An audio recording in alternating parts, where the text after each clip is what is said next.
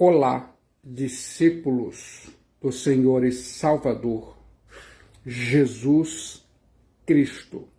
Bem-vindos e bem-vindas à Igreja Batista Memorial da Ilha do Governador.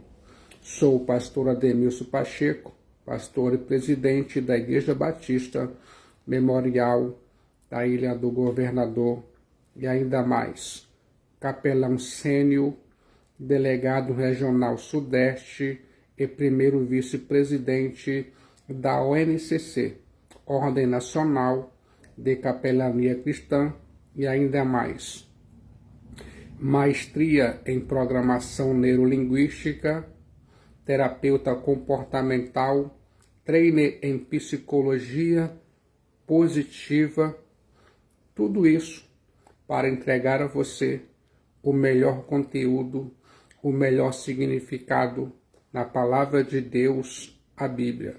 E o meu desejo é que agora, a você que está conectado, que se sinta à vontade, aí em sua casa, ou em seu local de trabalho, ou em seu lazer.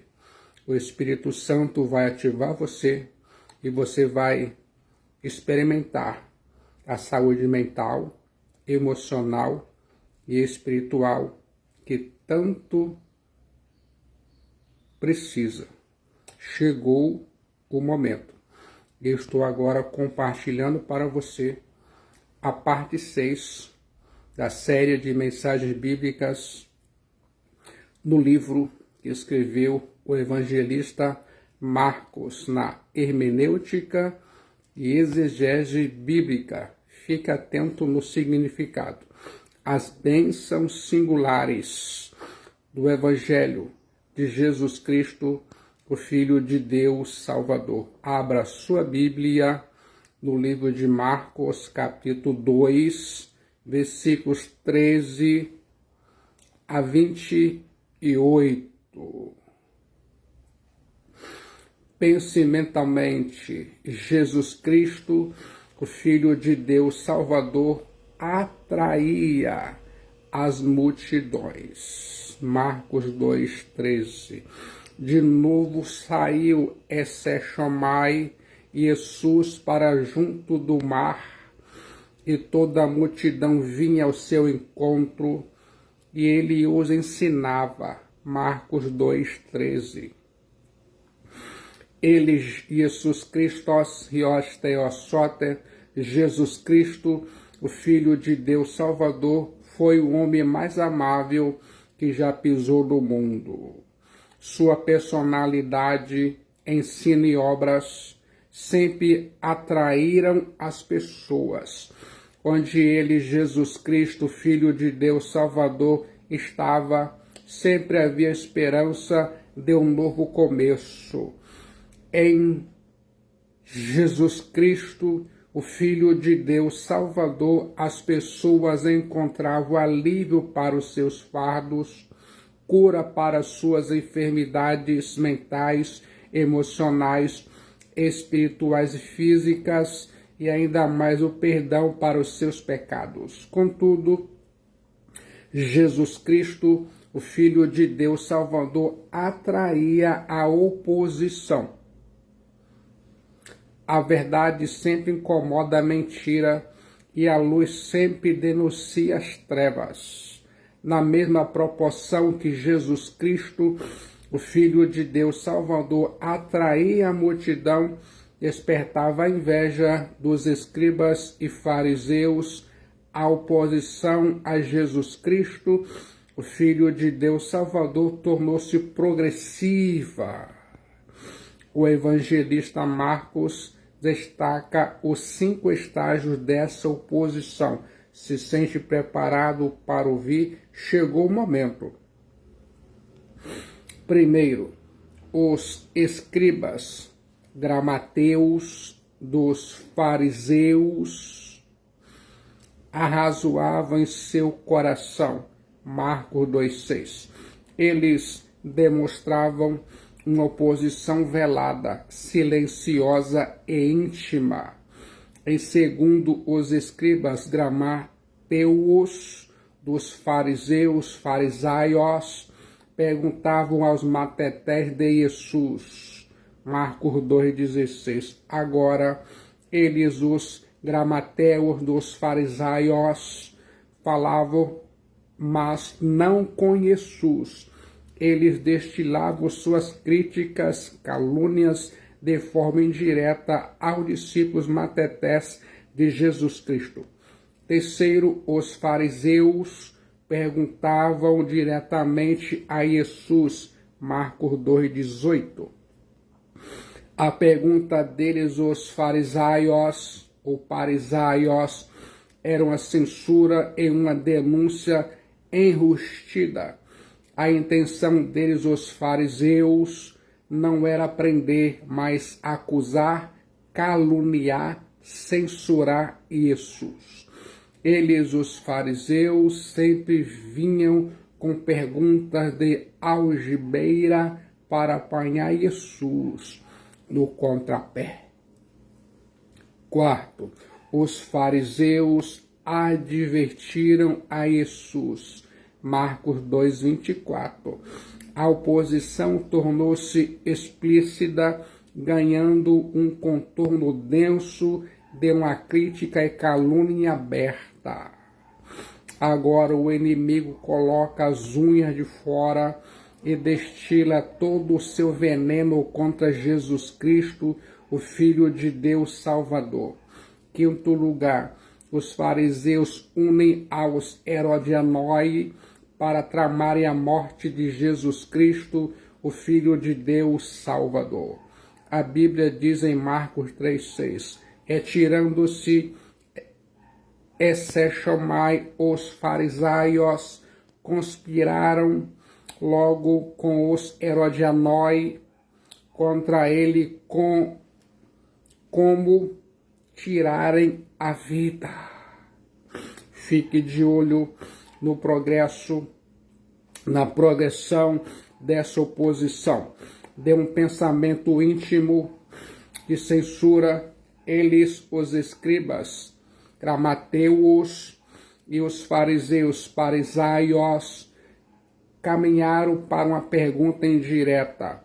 Desta a uma pergunta pessoal e daí a uma censura verbal. Agora se mancomunam com os herodianoi, a quem consideravam indignos, para tramarem a morte de Jesus Cristo, o Filho de Deus Salvador. Nesse contexto do ensino à multidão e pressão de oposição dos gramateus e farisaios, Jesus Cristo, o Filho de Deus Salvador, nos fala sobre as bênçãos singulares do Evangelho. O Evangelho de Jesus Cristo, o Filho de Deus Salvador, abre as portas do reino para os rejeitados. Marcos capítulo 2, versículo 14. Quando ia passando, viu a Levi, filho de Alfeu, sentado na coletoria e disse-lhe, segue-me a colutelmoi. Ele se levantou anisteme e o seguiu a coloteu. Marcos 2,14.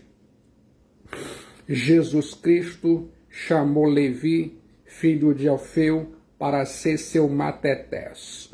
Ele, Levi, trabalhava em uma coletoria e era um publicano. Lucas 5,27. Ele era chamado de Mateus. Mateus capítulo 9, versículo 9. Certos romanos, membros da cavalaria, pagavam uma grande soma de dinheiro ao tesouro romano para coletar os impostos públicos sobre os produtos exportados e importados da província. Esses generais da fazenda subrogavam esse privilégio para chefes de publicanos do distrito como Zaqueu, Lucas 19:2, que por seu turno distribuíam a tarefa da coleta para outros publicanos menos graduados. O termo publicano tornou-se assim um sinônimo de coletor de impostos. Esses coletores de impostos ganharam fama de inimigos e traidores do povo, pois além de estarem a serviço de Roma, extorquiam o povo, cobrando mais que o estipulado, enriquecendo-se assim de forma desonesta. Dessa forma, passaram a ser odiados pelo povo. Você sabia?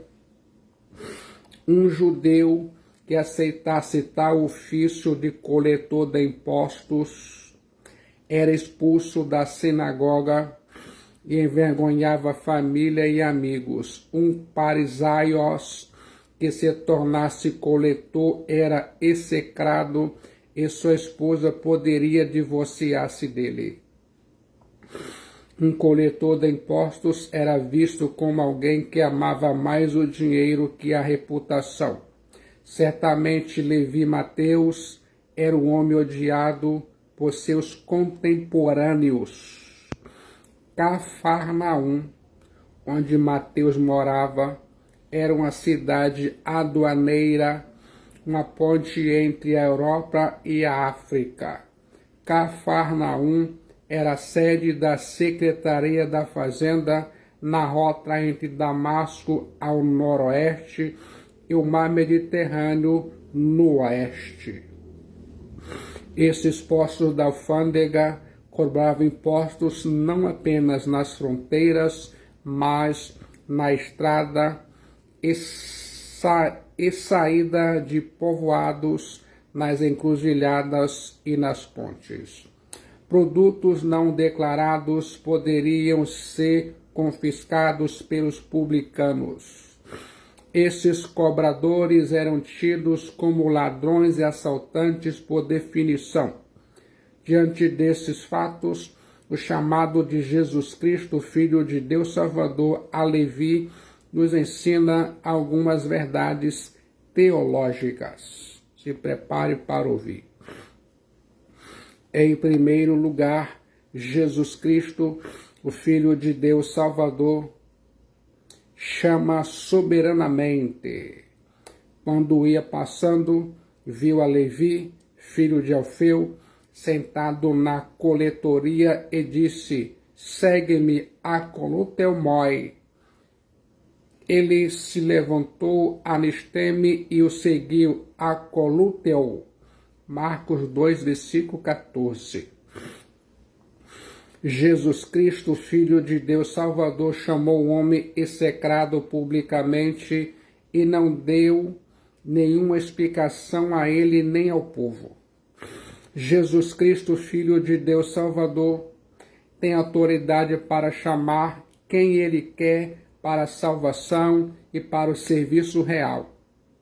Sem o divino chamado de Jesus Cristo, Filho de Deus Salvador, ninguém pode ser salvo, pois jamais nos tornaremos para Deus, a menos que Ele, Jesus Cristo, o Filho de Deus Salvador, nos chame por sua graça. Pense nesse sentido. Na verdade, Jesus Cristo, o Filho de Deus Salvador, não fez um convite. Ele, Jesus Cristo, Filho de Deus Salvador, deu uma ordem. Ele, Jesus Cristo, Filho de Deus Salvador, chama quem quer, e isso soberanamente. Não é você que escolhe a Jesus Cristo, Filho de Deus Salvador, é Ele quem te escolhe. João 15,16. Não foi você que o achou, mas foi Ele, Jesus Cristo, Filho de Deus Salvador, quem te buscou. Lucas 19:10. Você não amou primeiro.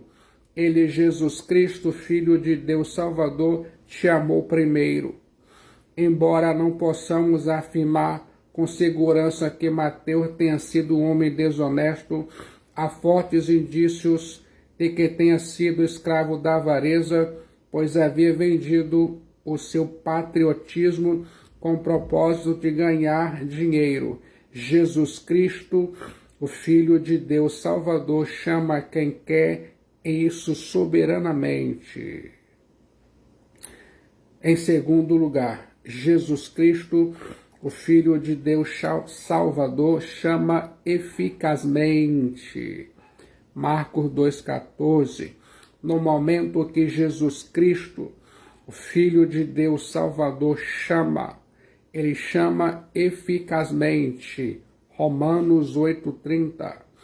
Jesus Cristo, Filho de Deus Salvador, disse que as suas ovelhas probatom, ouve a sua voz e o seguem.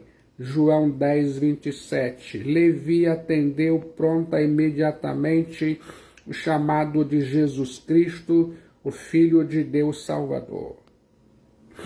Levi, não argumentou nem adiou sua decisão.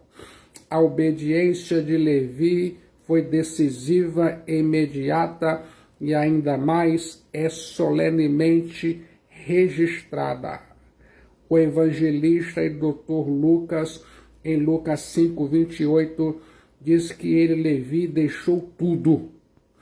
O chamado de Jesus Cristo, o Filho de Deus Salvador, foi irresistível, pois o mesmo que chama é aquele que muda as disposições íntimas da alma. Jesus Cristo, o Filho de Deus Salvador, não apenas chama, mas atrai com cordas de amor ágape. Guarde isso em sua mente e coração. Mateus deixou a coletoria imediatamente e seguiu a Jesus Cristo, o Filho de Deus Salvador. Essa resposta pronta ao chamamento do Kyrios foi um grande milagre e poderosa libertação. Mateus deixou sua profissão e o lucro e queimou todas as pontes do seu passado. Mateus, trocou o lucro fácil pela consciência limpa, as glórias do mundo, pelas riquezas do reino de Deus. O chamado de Mateus precisa encorajar você que está conectado ouvindo esta mensagem a esperar a salvação daqueles que você julga mais difíceis. O mesmo Jesus Cristo, o Filho de Deus Salvador, que chama, quebra as cadeias e abre os corações. O vento do Espírito Santo sopra onde quer. O tempo dos milagres ainda não passou. Jesus Cristo, Filho de Deus Salvador, continua chamando pecadores a si. Permita que o Evangelho de Jesus Cristo, o Filho de Deus Salvador, habite ricamente em sua mente e coração e abra os seus ouvidos para ouvir o chamado irresistível de Cristo Jesus. Em terceiro lugar, Jesus Cristo, o Filho de Deus Salvador, chama graciosamente. Marcos 2, versículo 15. Achando-se Jesus à mesa na casa de Levi, estavam juntamente com ele e com seus discípulos muitos publicanos e pecadores, porque estes eram em grande número e também o seguiam. Marcos 2,15. Os escribas gramateus dos farisaios, vendo-o comer em companhia dos pecadores e publicanos, perguntavam aos matetés dele: por que come e bebe ele com os publicanos e pecadores? Marcos 2,16. Os chamados por Jesus Cristo, o Filho de Deus Salvador, precisam chamar outros. Levi deu um grande banquete a Jesus Cristo, o Filho de Deus Salvador, e convidou numerosos publicanos e pecadores para estarem com ele em sua casa. Lucas 5, 29 e 30. Ele, Levi, abriu não só o coração para Jesus Cristo, o Filho de Deus Salvador, mas sua casa oikia. Levi, ao mesmo tempo em que celebra a festa da sua salvação, o seu chamado, abre a sua casa oikia para que seus pares conheçam a Jesus Cristo, o Filho de Deus Salvador, e sejam salvos. Ele, Levi, transformou seu lar num grande instrumento de evangelização. Ele, Levi, queria que seus colegas de profissão, os publicanos e pecadores, se tornassem seguidores de Jesus Cristo, o Filho de Deus Salvador. Já parou para pensar nisso? Os escribas, gramateus e os farisaios, verdadeiros espiões de plantão, consideravam pecadores aqueles que quebravam tanto a lei moral de Deus, quanto aqueles que infringiam as inumeráveis regras e preceitos por eles criados. Assim eram considerados pecadores tanto os que cometiam adultério, quanto aqueles que comiam sem lavar as mãos. Aos olhos dos farisaios, todos os que não eram farisaios eram pecadores. Eles, os farisaios, disseram aos guardas que foram prender a Jesus: quanto a esta plebe que nada sabe da lei maldita. João 7,49. Os escribas gramateus, mediante uma pergunta aos matetés de Jesus, censuram-no por comer com os publicanos e pecadores. A religião deles, os escribas gramateus e os farisaios, era a religião do apartheid. Se consideravam justos e os demais como pecadores indignos do amor de Deus. O Evangelho de Jesus Cristo, o Filho de Deus Salvador, abre as portas da salvação para os que consideram pecadores. Marcos 2,17. O evangelista Marcos diz: tendo Jesus ouvido, respondeu-lhes: os sãos não precisam de médico, e se os doentes, não vêm chamar justos, e sim pecadores. Marcos 2,17. Considere primeiro o que Jesus não quis dizer. Essa figura usada por Jesus tem sido interpretada de forma equivocada por alguns pregadores. Fique atento então no que Jesus não quis dizer. Em primeiro lugar, Jesus não quis dizer que alguns que são sãos e justos aos olhos de Deus. A Bíblia é clara em afirmar que todos pecaram e separados estão da glória de Deus. Romanos 3:23. Aqueles que se consideraram sãos e justos estão em um estado mais avançado de sua doença e iniquidade. Estão doentes mentais, emocionais e espirituais. O pior enfermo é aquele que não reconhece sua doença, e o maior pecador é aquele que não se vê como tal. Pense nisso. Considere primeiro o que Jesus não quis dizer. Em segundo lugar, Jesus não quis dizer que estes não necessitam do Salvador. Os escribas gramateus e os farisaios se consideravam sãos e bons aos olhos de Deus, mas na verdade Eles estavam tão necessitados da salvação da alma quanto os publicanos. Não importa quão alta é a avaliação que você tem de si mesmo. Você é totalmente carente da graça de Deus.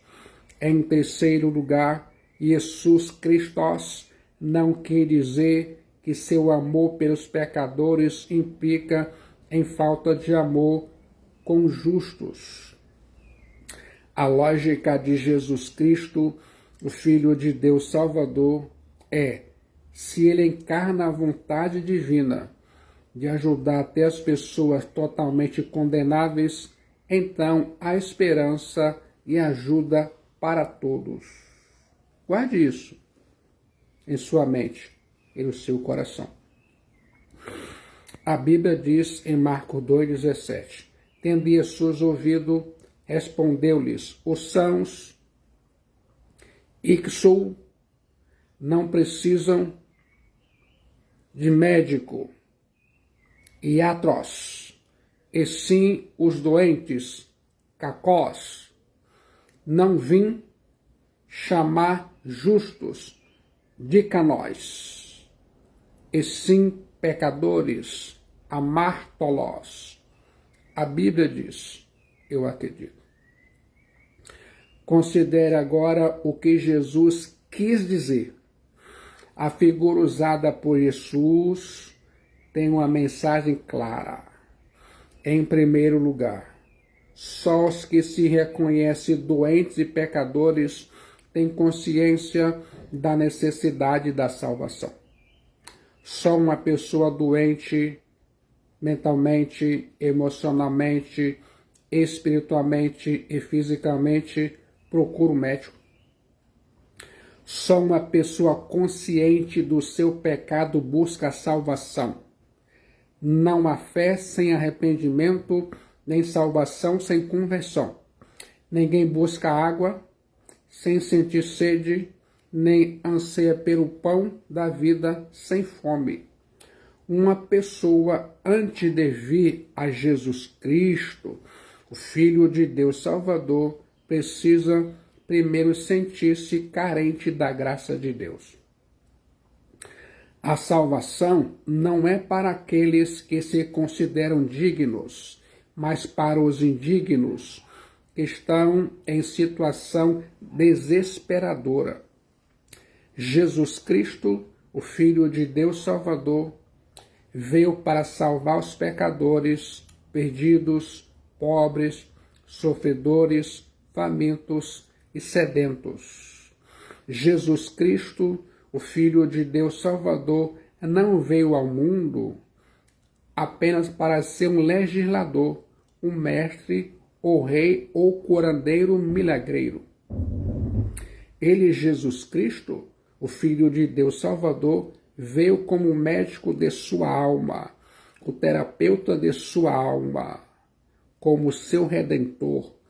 Ele, Jesus Cristo, o Filho de Deus Salvador, te conhece, te ama, te cura, terapeuta, perdoa e te salva. Guarde isso em sua mente. Em segundo lugar, só os que se humilham podem ser salvos. Sozo. A atitude dos gramateus, escribas e farisaios era soberba e altivez. Eles, os escribas, gramateus e os farisaios, se consideravam bons e justos. Eles, os escribas, gramateus e farisaios, olhavam com desdém os publicanos e pecadores e se vangloriavam diante de Deus por suas virtudes. Contudo, a única pessoa pela qual Jesus Cristo, o Filho de Deus Salvador, nada faz, é aquela que se julga tão boa que não necessita de que ninguém a ajude.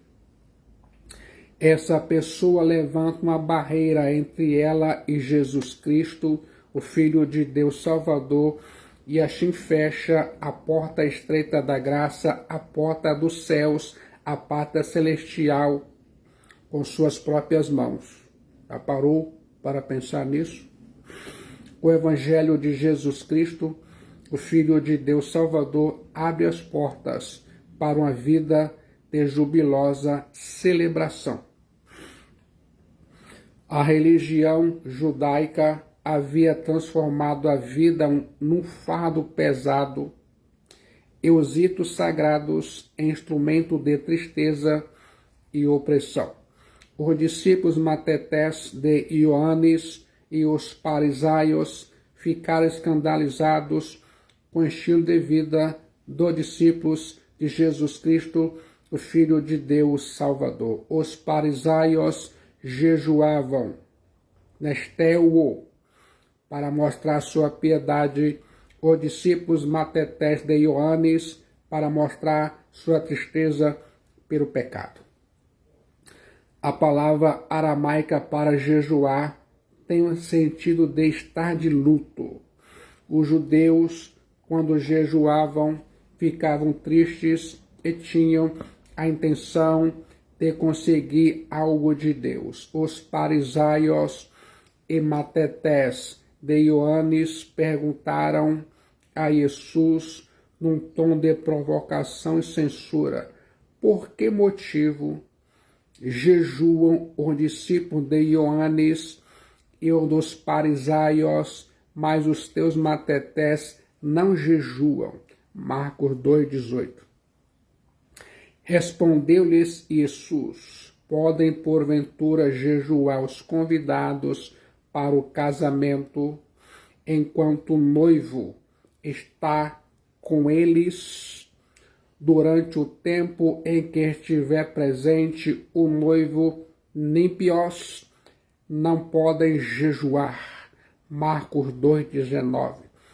Dias virão, contudo, em que lhes será tirado o noivo, e nesse tempo jejuarão. Marcos capítulo 2, versículo 20. Esse acontecimento nos enseja duas lições teológicas importantes. Em primeiro lugar, a religião pode se transformar num fardo pesado em vez de ser um instrumento libertador. O jejum era uma prática bíblica legítima. Havia um único jejum anual exigido na lei, o dia da expiação, em Levítico 16, 29 a 34 e Jeremias 36, 6. Nesse dia, o povo afligia a sua alma e sentia profunda tristeza.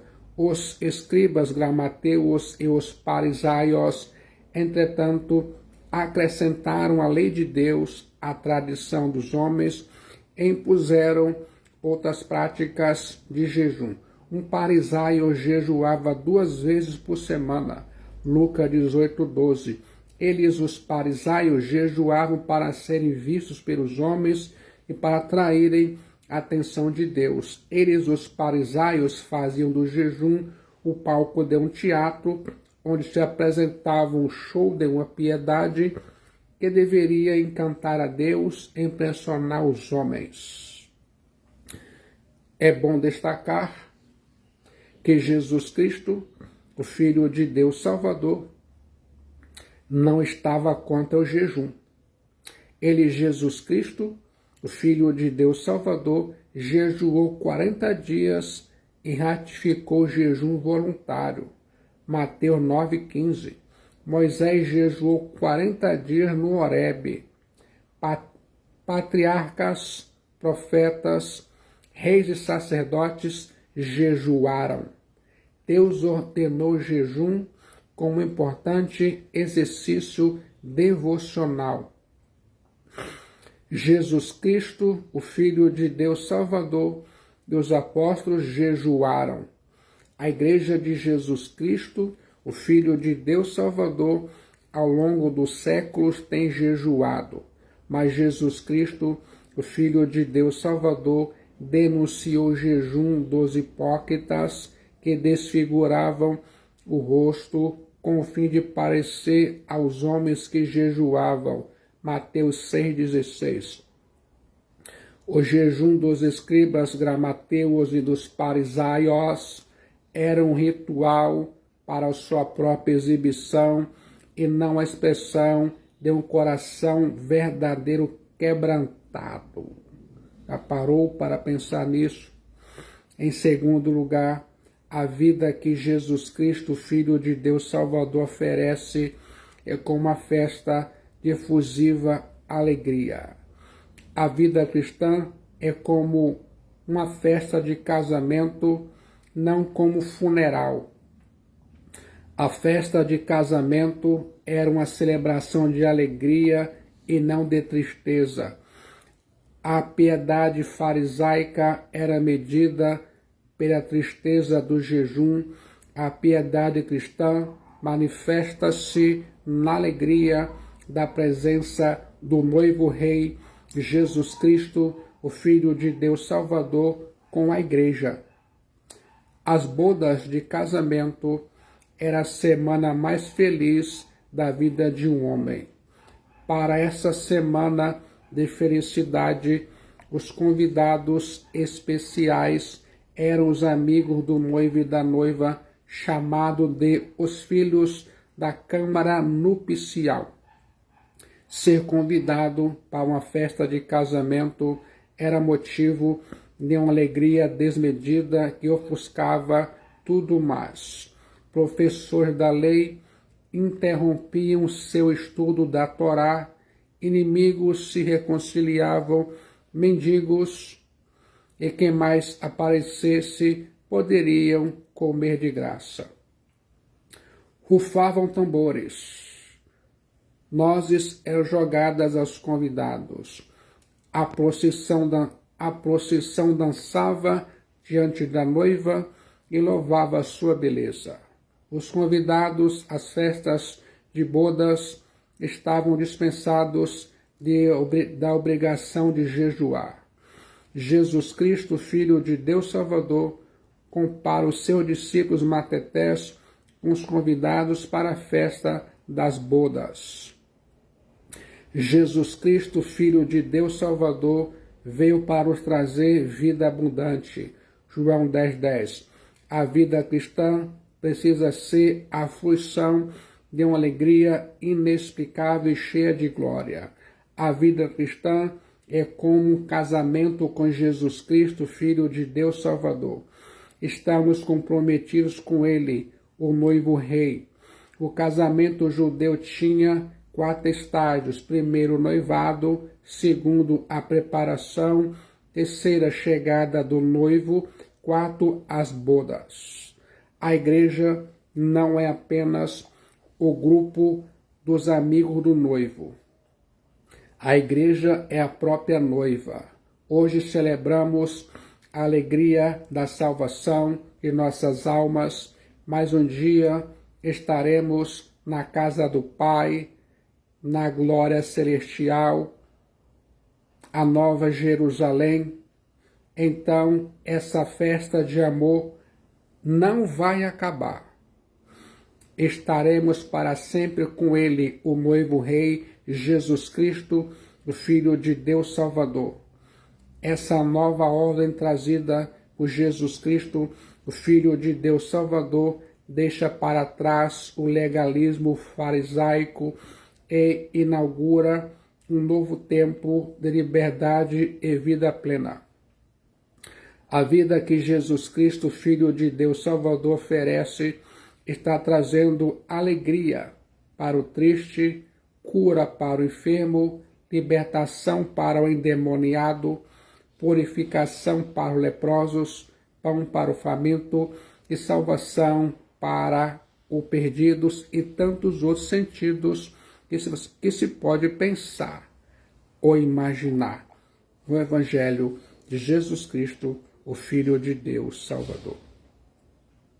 O Evangelho de Jesus Cristo, o Filho de Deus Salvador, abre as portas para uma vida radicalmente nova.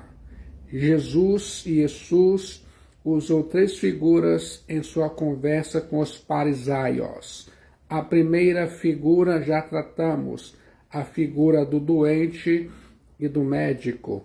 Agora vou examinar as outras duas, a figura do remendo novo em tecido velho e do vinho novo em odres velhos. Se prepare para ouvir. Quer saber quais são as lições teológicas que essas figuras te ensinam? Em primeiro lugar, a vida cristã não é um remendo ou reforma do que está velho, mas algo totalmente novo, kainos. Ninguém costura remendo de pano novo em veste velha, porque o remendo novo tira parte da veste velha e fica maior a rotura. Marcos 2:21.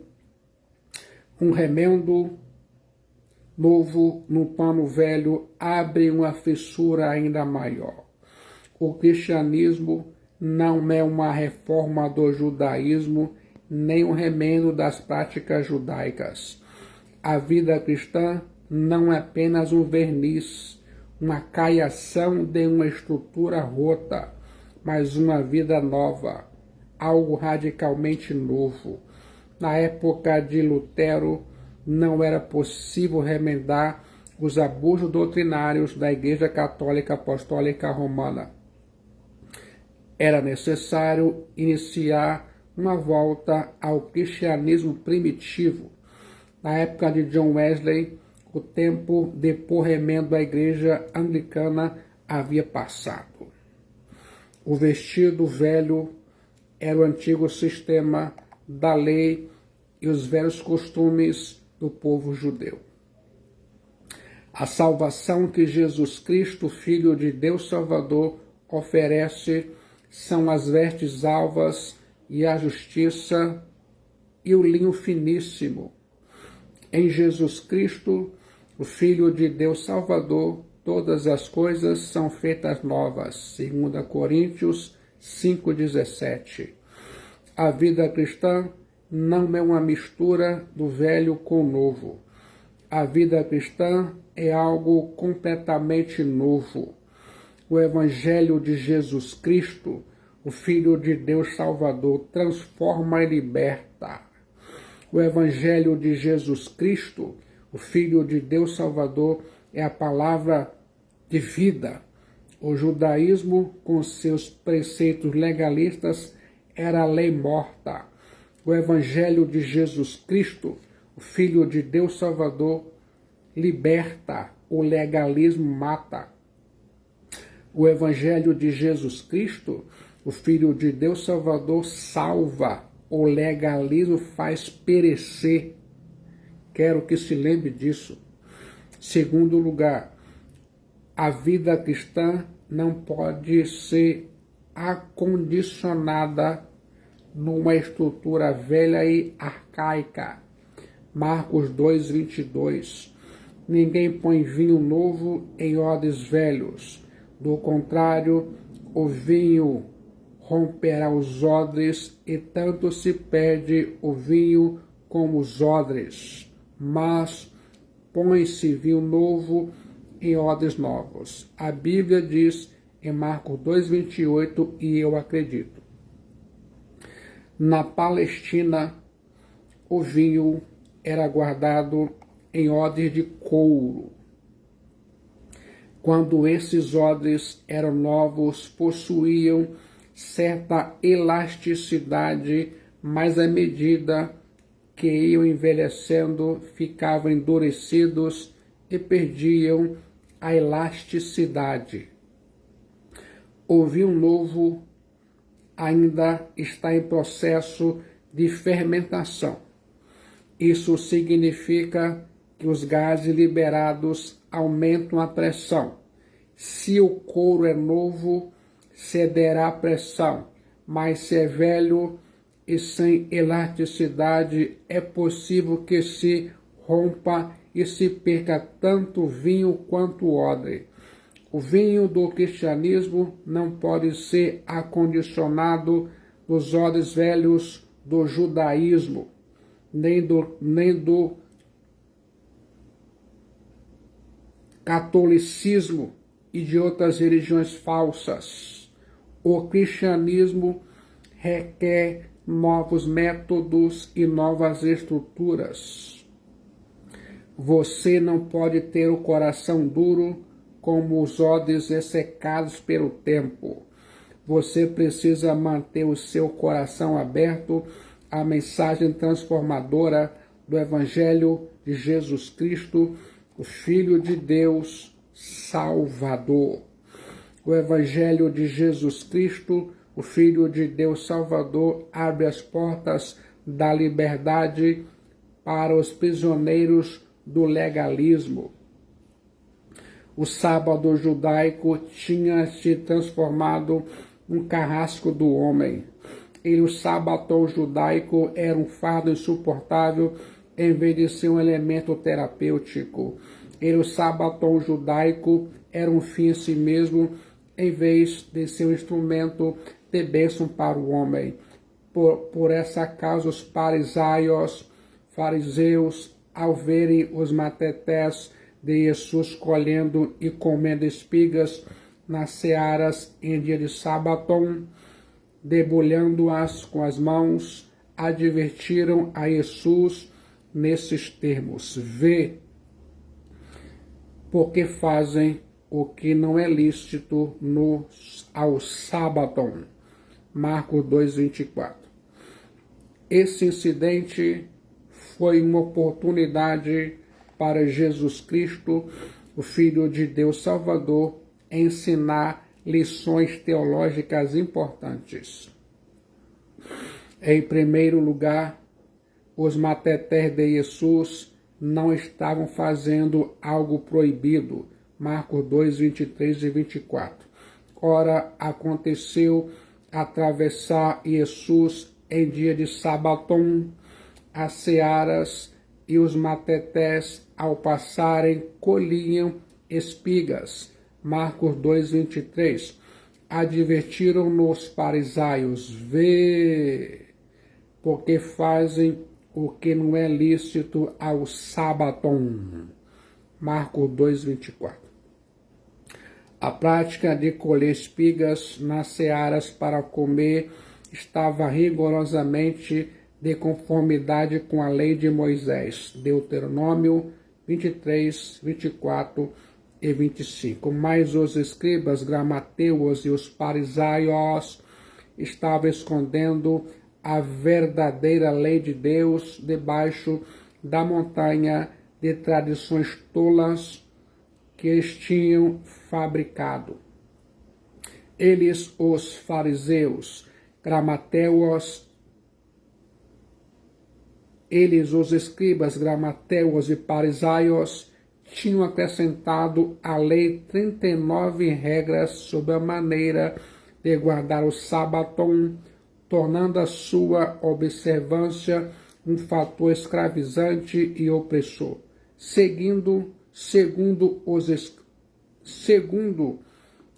as estritas normas dos fariseus, os matetés de Jesus haviam quebrado a lei do sábado, e isso era um pecado mortal. Em segundo lugar, o conhecimento da palavra de Deus é o meio de você se livrar do legalismo. Mas ele respondeu: nunca lestes o que fez Davi quando se viu em necessidade e teve fome, ele e os seus companheiros? Marcos 2:25. Comentou na casa de Deus, oikosteos, no tempo do sumo sacerdote Abiatar, e comeu os pães da proposição, artos probeus, os quais não é lícito comer, senão os sacerdotes e hieréus, e deu também aos que estavam com ele. Marcos 2:26. Jesus Cristo, o Filho de Deus Salvador. Cita a Escritura para os farisaicos e mostra como Davi quebrou a lei cerimonial, comendo com seus homens os pães da proposição, só permitidos aos sacerdotes. Primeiro livro de Samuel 21, de 1 a 6. Só os sacerdotes podiam comer esse pão da proposição. Levítico 24, 9. Mas a necessidade humana prevaleceu sobre a lei cerimonial. Jesus usou 3 argumentos para defender os seus matetés: o que Davi fez, o que os sacerdotes fizeram e ainda mais o que o profeta Osés diz, Mateus 12, 7 a 9. Se Davi tinha o direito de ignorar as provisões cerimoniais divinamente ordenadas, quando a necessidade exigia, não teria Jesus Cristo, o Filho de Deus Salvador, num sentido muito mais evidente, o direito, sob as mesmas condições de necessidade, de deixar de lado os regulamentos sabáticos não autorizados feitos pelo homem. O pão da proposição nunca foi tão sagrado quanto foi utilizado para alimentar um grupo de homens famintos. O sacerdote entendeu que a necessidade dos homens é mais importante do que os regulamentos cerimoniais. O dia de descanso nunca é tão sagrado como quanto é usado para prestar ajuda aos necessitados. O árbitro final com respeito aos ritos sagrados não é o legalismo, mas o amor ágape. Pense nisso aqui e agora. Em terceiro lugar, o homem vale mais do que os ritos sagrados. A Bíblia diz em Marcos 2, versículo 27. E acrescentou: o sábado foi estabelecido por causa do homem e não o antropós, por causa do sábado. Deus fez o sábado para Adão no paraíso e o renovou para Israel no Monte Sinai. O sábado foi feito para toda a humanidade e não apenas para o povo judeu. O sábado foi feito para o benefício e felicidade do homem, antropós. O sábado foi feito para o bem físico, mental e espiritual do antropós. O sábado foi dado como uma bênção e não como fardo. Esse foi o propósito que o sábado foi criado por Deus. Deus não criou o homem por causa do sábado, mas o sábado por causa do homem. O homem não foi criado por Deus para ser vítima, escravo do sábado, mas o sábado foi criado para que a vida do homem fosse mais plena e feliz. Na verdade, o sábado foi instituído para ser uma bênção para o homem, para mantê-lo saudável, útil, alegre e santo, dando-lhe condições de meditar claramente nas obras do seu Criador, podendo deleitar-se em Deus. Isaías 58, 13 e 14. E olhar adiante, com grande expectativa para o repouso que resta para o povo de Deus. Jesus Cristo, Filho de Deus Salvador, está dizendo com isso que a religião cristã não consiste de regras. As pessoas são mais importantes que o sistema. A melhor maneira de adorar a Deus é ajudando as pessoas. A melhor maneira de fazer uso das coisas sagradas é pondo-as a serviço dos que padecem necessidade. Esse é o único modo autêntico de dá-las a Deus. Em quarto lugar, o senhorio de Jesus Cristo, o Filho de Deus Salvador, traz liberdade ao ser humano. Eu quero que se lembre disso aqui e agora. Em quarto lugar, o senhorio de Jesus Cristo, o Filho de Deus Salvador, traz liberdade e não escravidão. Marcos 2:28. De sorte que o rios do antropós é Kyrios também do Sabaton. Jesus Cristo, o Filho de Deus Salvador, é o Kyrios do Sabaton. O senhorio ou governo de Jesus Cristo, o Filho de Deus Salvador, não é escravizante nem opressor. O legalismo é um caldo mortífero que envenena, asfixia e mata as pessoas. O legalismo é vexatório e massacrante. O legalismo chegou ao ponto de transformar o que Deus criou para aliviar o homem, o Sábaton, no tirano cruel. Jesus Cristo, o Filho de Deus Salvador, veio para estabelecer sobre nós seu senhorio ou governo de amor. Quanto mais servo de Jesus Cristo, o Filho de Deus Salvador, somos, mais livres nos sentimos. Jesus Cristo, o Filho de Deus Salvador, é maior do que o templo. Jesus Cristo, o Filho de Deus Salvador, é maior que Jonas. Jesus Cristo, o Filho de Deus Salvador, é maior que Salomão.